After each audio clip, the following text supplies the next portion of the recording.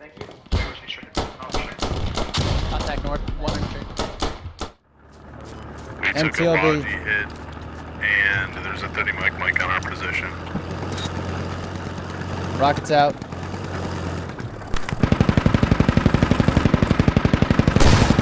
Say again, you have a Logi there too? Greetings and welcome. This is L2P Light Anti-Tank.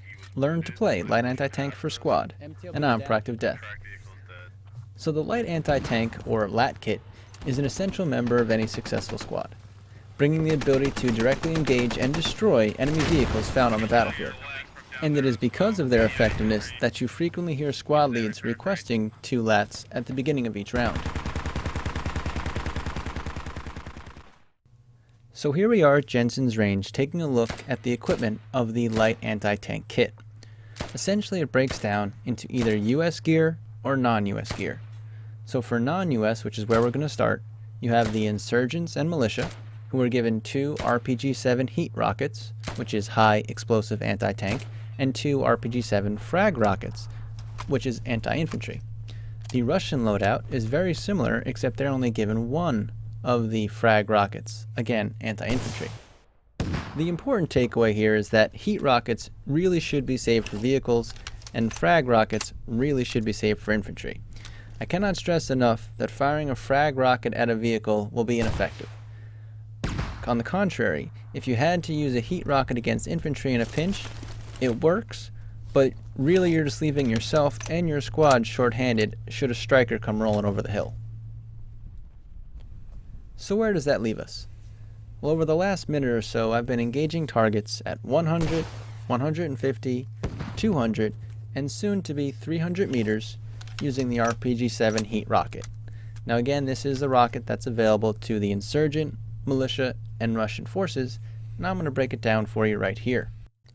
With the 9.5 update, 100 meters is the top of the post, 150 meters is the bottom of the post, 200 meters is that notch on the left-hand side of the reticle, and 300 meters is the top of what I can only assume is a 7 on the right-hand side. On to some action. So in this clip I am engaging a striker at about 150 meters. You'll see that I line it up with the bottom, the base of the post before firing, and I managed to clip him right in the gun turret.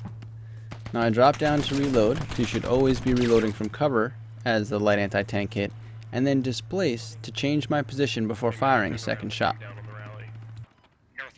Before moving on to the US equipment, let's briefly talk about the fragmentation rockets. So these rockets are fired from a launcher similar to the heat rocket, but you do have to switch back and forth between them. As you'll see here, that's 2 or 3 second animation that you have to keep in mind. It is easy to tell when you have a frag rocket selected because you won't see the large warhead hanging off the front. But again, these rockets are designed specifically for anti-infantry, and in this clip, I'm able to put one right inside a window on Al Basra, wiping some guys who are inside. I'll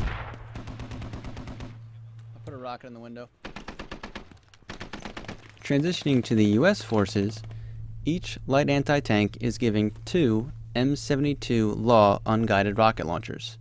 Now these launchers can be used for both anti-vehicle and anti-infantry, although they're heavily weighted towards anti-vehicle. I would be remiss if I didn't stop and take a moment to discuss ranging. I know it's covered in my Learn to Play Grenadier video, however, ranging as a light anti-tank is just as important as it is with a Grenadier. You need to be able to estimate distance to be able to engage targets. This is one of the main reasons why a lot of my videos take place at Jensen's range. It provides you a risk and consequence-free environment to practice engaging targets at 100, 200, 300 meters, etc. For the Law reticle, for targets 100 meters and in, we line up the bottom of the post with the top of the vehicle. 150 meters, we line up the wheels with those 2 rivet holes. 200 meters is the base of the circle, and 300 meters is a notch on the left-hand side of the reticle, which I'll demonstrate here.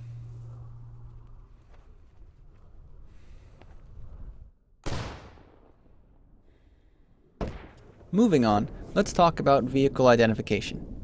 Being able to ID your target is half the battle with the LAT kit. Knowing if you are up against a BTR or a Logi can make a huge difference in your approach and tactics, as well as how many rockets you need. The easiest way to accomplish this is through sound.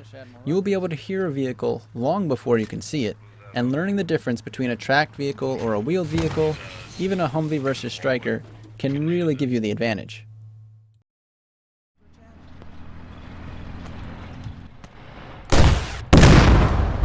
One in.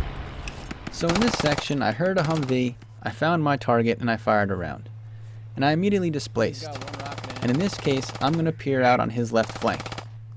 The other topic that's being shown here is the buddy system, because while I was flanking, a second lad is also firing rockets on the Humvee. And I believe it's the second lad that actually gets the kill shot. But this is the benefit of the buddy system, and again, requesting 2 lats in each squad. The SPG is still up if 2 of you want to get in on him. Here's another example of 2 ATs taking down a vehicle working together. Yeah, he doesn't have a gunner right now. That's 2 hits, he'll go down. As you can see, a quick 1-2 punch can really be the turn that you need to disable or destroy an enemy vehicle. The last item I just want to mention is backblast. You have to be careful with backblast when firing your rockets, because it can not only hurt or wound your teammates, it can outright kill them, which leads to some interesting moments in public play. This last clip shows that sometimes, no matter how good your flank, sometimes luck just isn't on your side. One the Striker.